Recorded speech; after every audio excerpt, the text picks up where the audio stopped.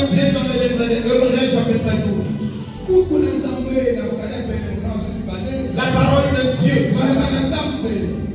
dans le livre d'Hébreux 12, 28.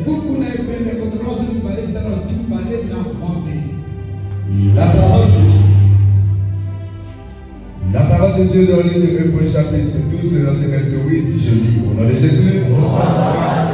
C'est pourquoi recevons un royaume inébranlable, montrant notre reconnaissance en rendant à Dieu un culte qui lui soit agréable avec piété et avec crainte. Amen. Amen. Fanya papa, fanya mpaizalio, fanya tikunagai, fanya makasi, kuna, mayoka, na sabi.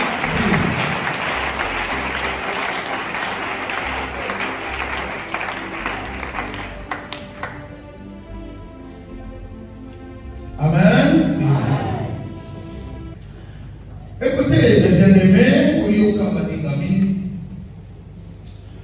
je veux que chacun essaie de rentrer en lui-même pour comprendre ce que la parole nous dit ce matin.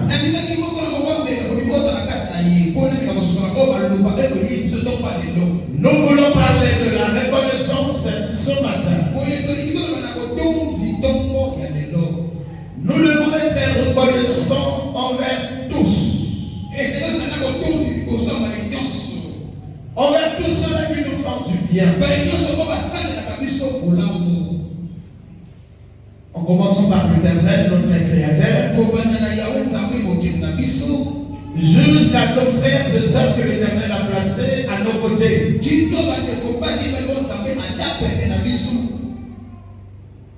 J'avais déjà dit par le passé dans cette église que la reconnaissance garde les portes ouvertes, mais l'ingratitude les ferme hermétiquement.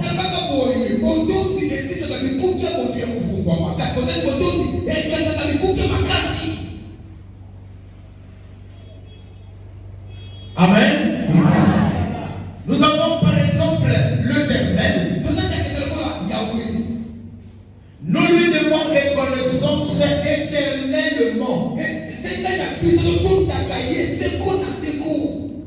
L'Éternel notre Dieu. Il y a aussi un certain nombre de bien-aimés, nos frères et nos sœurs, où normalement nous devons devoir reconnaissance éternellement aussi.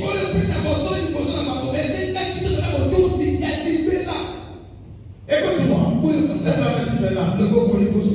Écoute-moi.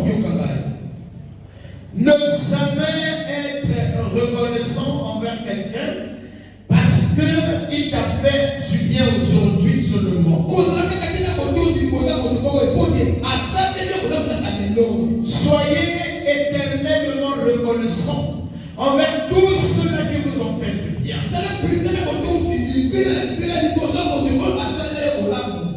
Je te partage cette révélation. Retiens-la. Ne jamais oublier un bienfait passé pour un malentendu aujourd'hui. Attention, un seul bienfait devrait demeurer dans ton cœur éternellement. Tu es là avec moi? Ma soeur, mon frère, ce message ne concerne pas deux personnes. Pour toi seulement. Toi qui se sont concernés, toi dont le cœur bat. Je voulais me répéter pour toi. Ne jamais oublier un seul bienfait. À cause d'un petit malentendu d'aujourd'hui. On attend pour la parole.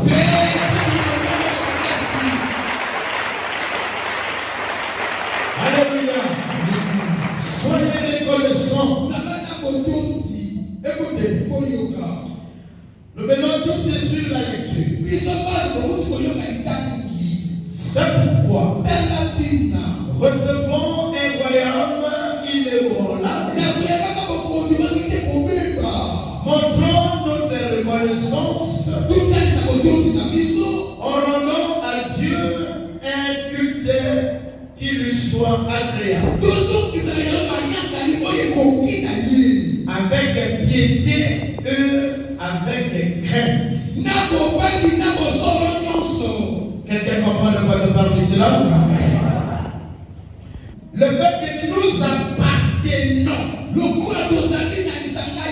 Nous appartenons à un royaume inébranlable de Jésus. Un royaume inébranlable. Nous appartenons à ce royaume de Jésus-Christ où aucun tricheur peut négocier avec lui pour nous faire du mal. Non, cela ne peut arriver. Dans ce royaume dont nous faisons partie par la grâce de Jésus-Christ, quelqu'un ne peut venir, aucun esprit ne peut corrompre Jésus pour nous avoir.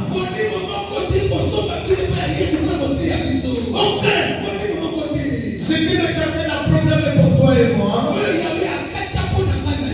nous allons obligatoirement l'avoir et le gagner. Selon les principes de ce royaume dont nous appartenons. Et nous appartenons à ce royaume par la grâce de Jésus-Christ. Dans ce royaume inébranlable, nous avons reçu une grâce. Cette grâce venant de Jésus, lui qui est le roi de ce royaume inébranlable. Nous sommes automatiquement les princes de ce royaume. Écoute-moi, à cause de cela, toi et moi devons être reconnaissants vis-à-vis à ce Dieu. Reconnaissant, pas de façon à attirer l'attention des hommes envers nous, mais de façon à plaire à l'Éternel, avec crainte, avec piété, avec sincérité. Car dans un homme, il n'y a que le cœur qui est le plat le plus séculant pour Dieu.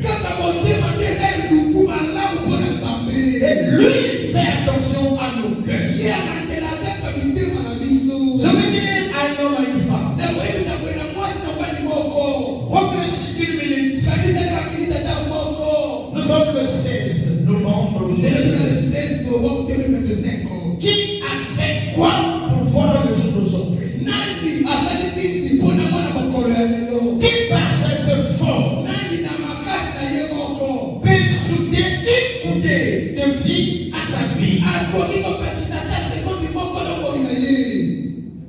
Tu es là avec moi? Écoute, rentre-toi. Souviens-toi de ta conduite. Souviens-toi de ta façon de parler aux gens. Le tas de ton cœur. En vérité, as-tu le mérite de voir ce jour?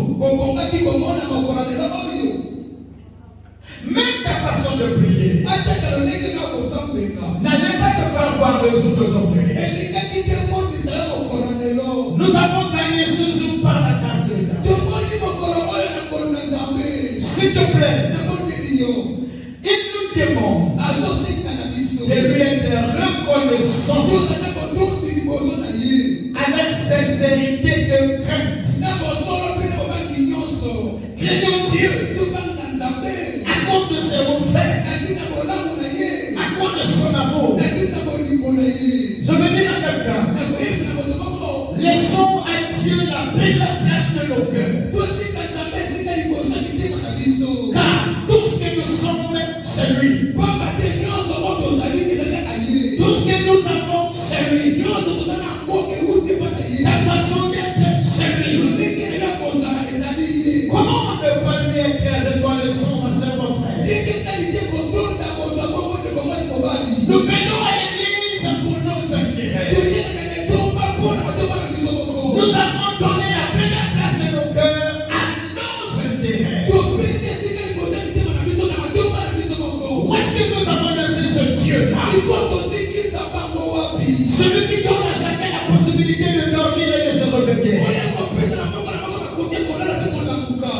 amène avec moi? Pourquoi l'amène avec moi? Si ce Dieu-là pouvait ouvrir les yeux à chaque membre de nos familles, même à toi, de voir les lieux où on a placé des pièges pour nous tuer à chacun.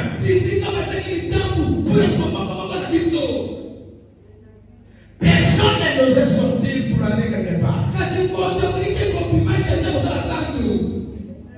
Même les démons qui passé, les sorts qu'on a eu à jeter.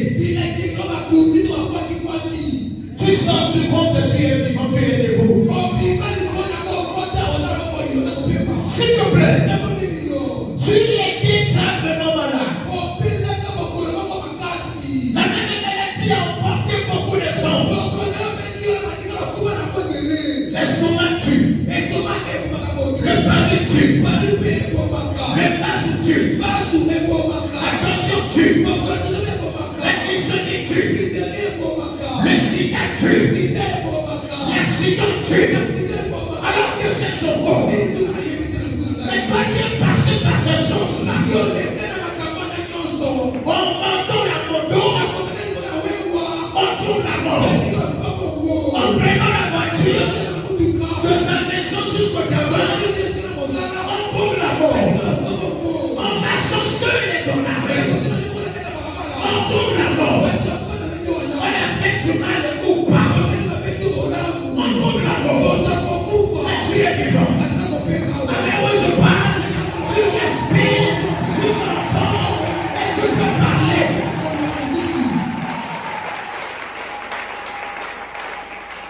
Alléluia. Il est vrai que ce que tu veux, tu n'as pas trouvé. Mais ta vie n'est pas comparée à quelqu'un qui a besoin de nom. Qui parmi nous peut comparer ses besoins à sa vie? Qui? Lève-la, s'il te plaît. Écoute-moi. Je vais m'inspirer la malade à Telangay.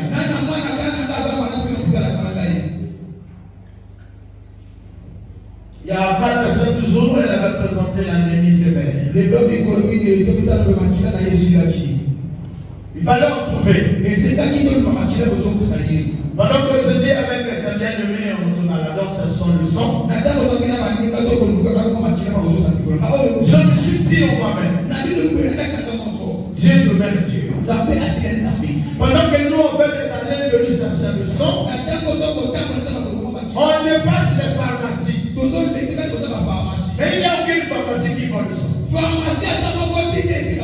On vend les produits de toute maladie sauf le sang. Peut-être les conditions où on conserve le sang dans les laboratoires, on pouvait les créer dans les pharmacies aussi. Rentre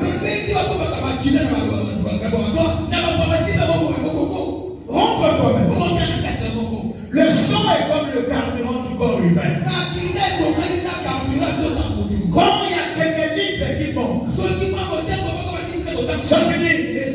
Comprends déjà que tu es des hommes de représenter les détresses, laissez passer pour partir. Mes amis, il y a beaucoup de choses, beaucoup d'éléments qui nous entourent, qui démontrent qu'on a l'obligation de devoir reconnaissance à celui qui nous a créés. Je dois partir. Je suis en vie. Je peux me balader. Je dois la même leçon, s'il te plaît. Je ne travaille pas. Les gens se moquent de moi. Je n'habille pas. Je n'ai pas des amis. Mais je peux respirer. Je peux parler. Je peux me balader. Je peux réfléchir. Mais ne pas te conseiller à quelqu'un. La seule. Alors pourquoi ton bon ne suit pas? Pourquoi prenons-nous le risque de murmurer contre l'Éternel? Pourtant nous sommes en vie à cause de ce qui nous manque.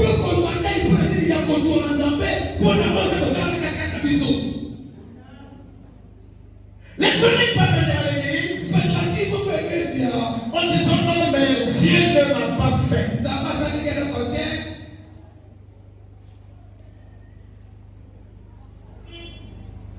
Amen. Quel erreur. Quel erreur. Entre-nous, la vie ne s'achète pas. Je me retrouve au CHU. Une jeune fille avait sa maman malade. Elle avait l'argent. Et le moment où c'était arrivé, la maman perdait la vie. J'ai vu sa fille avec le mossachino ici là. Elle dit maman, tu vas faire ça pourquoi? Il y a l'argent là. Ça est là. Je ne suis pas fatigué de te soigner. Ça pour te dire. Tu peux avoir ton argent, tes économies. Si l'Éternel le Dieu dont je suis esclave, décide pour ta mort. Tout reste. Tout reste. Lève encore la main. Écoutez le conseil d'un père. Mes amis, ne soyez pas orgueilleux vis-à-vis des uns et des autres. Car nous sommes tirés d'une même matière qu'on appelle terre.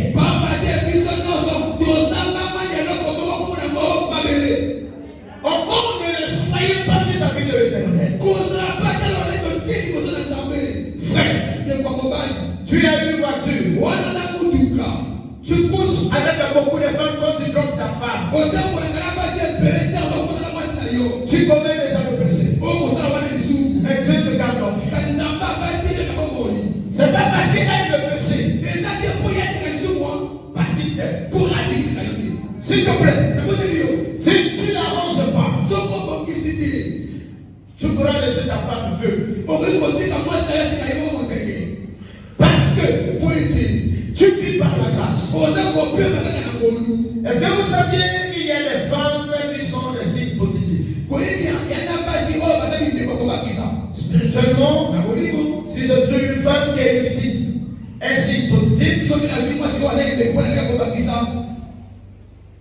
elle peut jouer un rôle dans mon spirituel. Même dans le domaine des finances, dans le domaine du travail, dans le domaine de la santé, dans le domaine de la vie spirituelle. Mes frères, vous qui travaillez, sachez que vous travaillez parce que vous êtes en vie. Mes soeurs, vous qui travaillez, vous qui êtes mariés, vous l'êtes parce que vous êtes vivants. Mon frère, ne t'embrouille pas. Ce n'est pas le fétiche de tes ancêtres qui te gardent en vie jusqu'aujourd'hui. Ce n'est pas le nom que tu as l'habitude d'évoquer. Ce n'est pas le fétiche que tu gardes sous les lits. C'est parce que tu as mis dans ton coussin. Tu te détrompes. Quand tu marches, tu touches la terre. La terre est propriétaire. Quand tu arrives à la maison, tu te laves où tu bois de l'eau. Cette eau-là a un propriétaire. Quand tu marches, tu aspires, tu respires. Cette respiration a un propriétaire. À cause de cela, je t'exhorte. Humilie-toi sous la puissance de l'Éternel. Sois orgueilleux si tu fais envers tout le monde, mais sans pas le Éternel. Quand tu entends quelqu'un qui annonce la bonne nouvelle, sois humble devant cette personne parce qu'il parle de la part de ton Créateur. S'il te plaît, reprends-toi. Frère, peu importe la raison qui t'a envoyé dans cette église ce matin, tu es quelque chose pour les hommes. Devant Dieu, tu n'es rien. Il peut te laver la foi même aujourd'hui. Il peut te rendre sourd et rien, même aveugles aujourd'hui. Il peut te paralyser de pieds et de bras aujourd'hui. Oh, ne pas craindre à ce Dieu. Et tu crois que le corps que Dieu t'a donné là, et c'est pour que tu fasses mal à lui encore. Acclame le roi.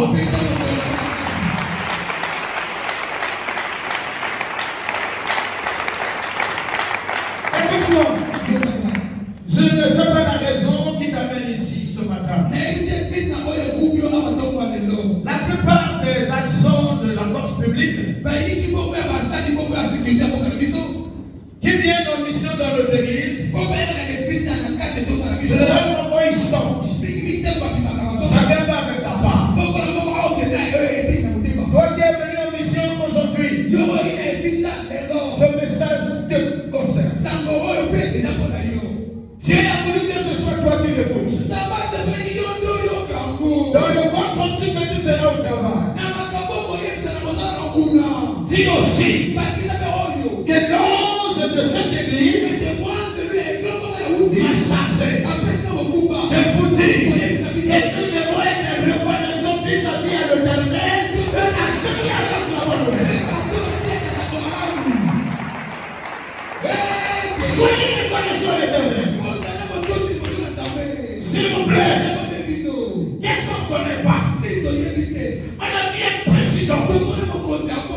Gardez tout autour. Pendant que je parle, cela a failli avoir lieu il y a quelques semaines, il y a quelques mois, avec Ibrahim Traoré.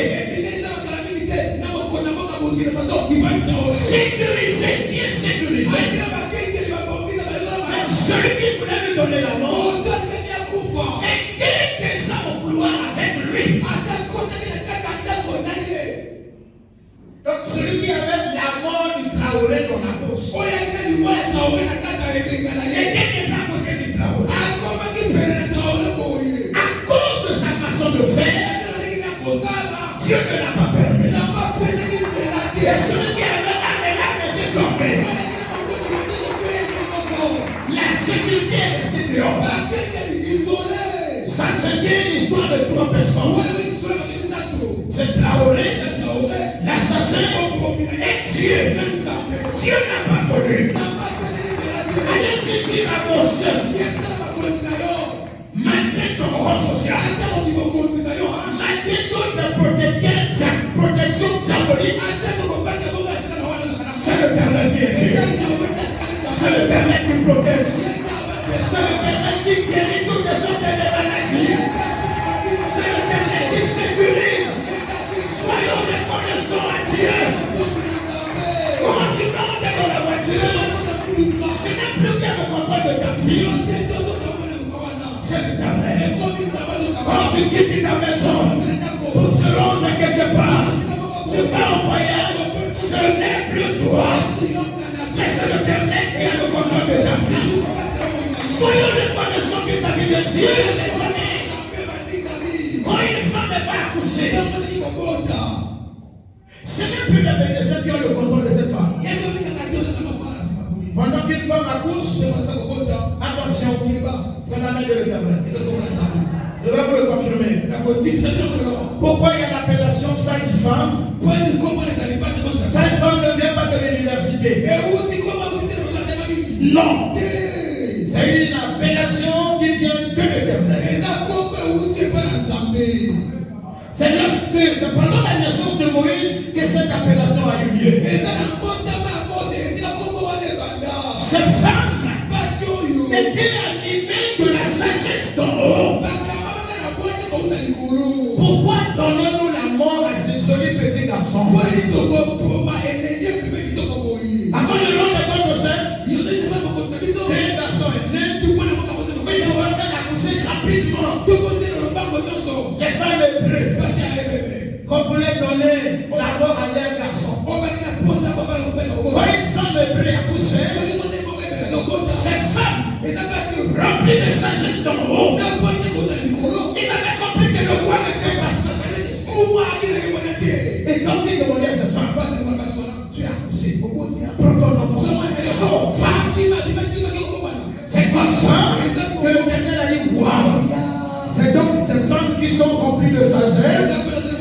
garder en vie des futurs serviteurs.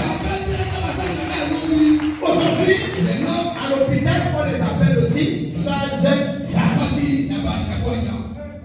Et donc, quand tu accouches, il y a un moment où le docteur reste de côté. Dites-moi, un enfant qui sort par... Comment? Siège. Ok. Dites-moi, qui fait accoucher? Docteur, docteur, c'est l'enfant qui fait?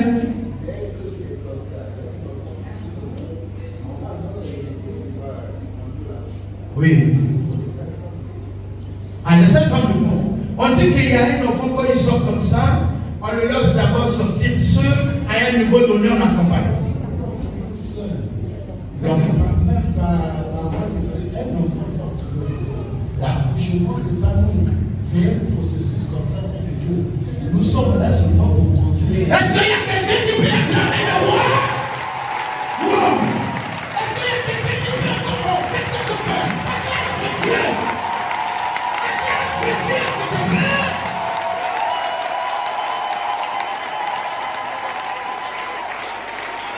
Alléluia! C'est-à-dire, une femme qui a des infirmiers bébés. Je vais comprendre que quoi? Donc Dieu est avec moi chaque fois que j'accouche. Nous avons le témoignage d'un docteur pédiatre. Donc c'est pas un enfant. À cause de cela, toi qui es en vie, tu es passé par la même voie. Alors normalement, ça veut dire qu'on devrait acclamer très fort parce qu'on dit wow, Dieu m'avait assisté pendant mon accouchement. Tout le monde.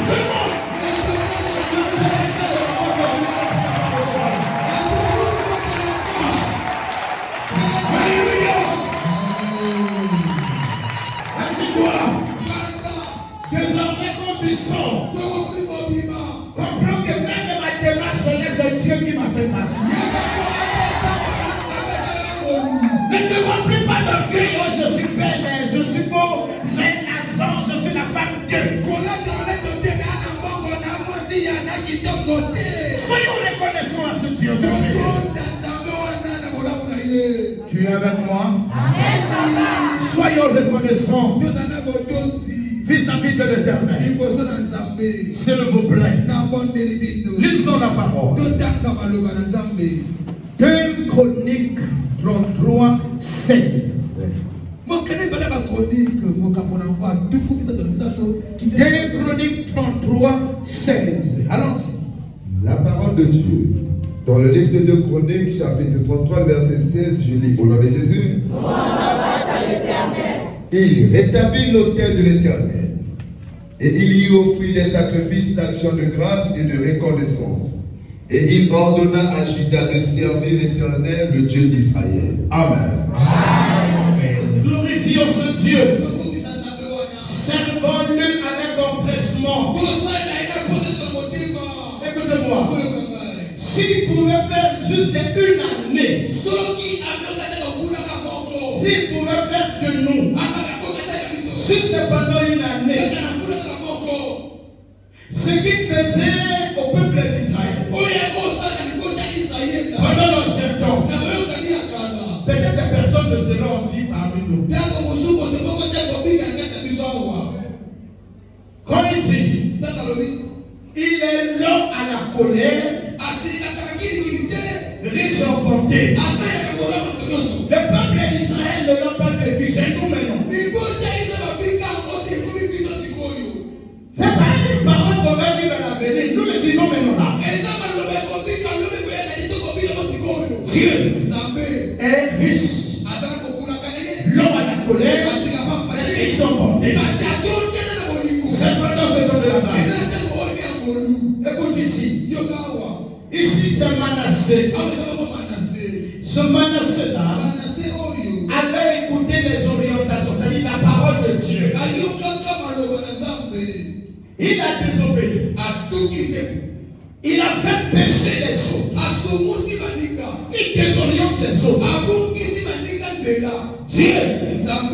retire sa main dessus le peuple d'Israël. Et le mal traversait le peuple. Et c'est comme ça. Lorsque ce Manassé était pris au piège par les ennemis, perdu par l'Éternel, c'est là où il a compris. Je vis ceci parce que j'ai désobéi à l'Éternel. Avant tout, je n'avais pas cette vie. Je ne souffrais pas tel que je souffre aujourd'hui. Toi, le Manassé qui m'entend dans cette église, écoute-moi. Fais examen de conscience de ta vie d'enfant. Quand tu cherchais ce Dieu, et la vie d'aujourd'hui, que dis-tu? Où veux-tu aller? Manassé avait compris qu'il avait gravement fauté devant le son créateur. La Bible dit, il fit marche en arrière. Et ensuite, il a compris. Il faut que ça arrange ma relation avec l'Éternel. Il rétablit l'autel de l'Éternel. Et il offrit des offrandes d'action de grâce. Et les offrandes d'action de grâce et les offrandes de reconnaissance. Offrande d'action de grâce et offrande de reconnaissance. Amen. Et à partir de là, il comprend que l'homme était revenu. Lui, Manassé, il vient maintenant ordonner à Judas, serviteur de l'Éternel, désormais, servons Dieu qui nous a créés. Le reste n'est rien. Soyons reconnaissants. Parlons entre père et fils. Écoutez-moi. Toi qui as la capacité de danser, quand tu vas à une veillée, tu l'as jamais fait ici. C'est la gratitude ou la reconnaissance. Ce corps a un créateur. On ne connaît pas dans n'importe quel pays, je sais là où on a déjà formé, créé le corps humain qui vit, qui respire. Je ne parle pas des robots. Je ne parle pas des robots. Je parle de toi. Ma soeur, mon frère, toi qui as la capacité de parler, toi qui as la capacité d'acclamer, lorsque nous louons l'Éternel, pense toi-même à ta façon de danser. Pense à ta façon d'acclamer. Et si tu dis que tu ne connais pas danser, tu as honte de danser. Si ce Dieu-là pourrait permettre que tu tombes malade, ça c'est sûr que tu vas comprendre que waouh, ce corps-là ne m'appartenait pas. Même acclamer, tu fais ça avec anesthésie. Cet orgueil, tu le présentes à qui? Toi qui sais chanter, regarde là où tu vas chanter dans vos danses traditionnelles. Pourquoi pas ici? Pourquoi pas? Pourquoi pas le faire pour la gloire de Dieu? Tu dégages en disant Dieu ne m'a pas répondu, je ne sais plus. Quel orgueil! Il n'a pas exaucé à ta prière, mais il te garde en vie. À cause de ça, servons-le. Soyons reconnaissants. Aussi longtemps qu'aucun de nous pourra le voir de ses yeux, donc observons Dieu au travers de nos procès. Sans orgueil, sans humile. Soyons les serviteurs de nos procès. Servons-nous les uns les autres. Avec humilité. Pour la gloire de Dieu. Dis amen avec moi. S'il te plaît, on revient. On revient. Je veux que ceux qui savent chanter, les chefs de dire, ah, je suis pas allé à l'église. Il y a donc des personnes qui chantent pour la gloire de Dieu. Mais contre les jeunes personnes, Dieu a besoin de ta voix. Ne dis pas que les personnes là-bas, il va chanter. Non. À cause de ce que Dieu fait avec toi, viens chanter. Donc, dis-toi avec Dieu. Et concerne bien et Dieu fait.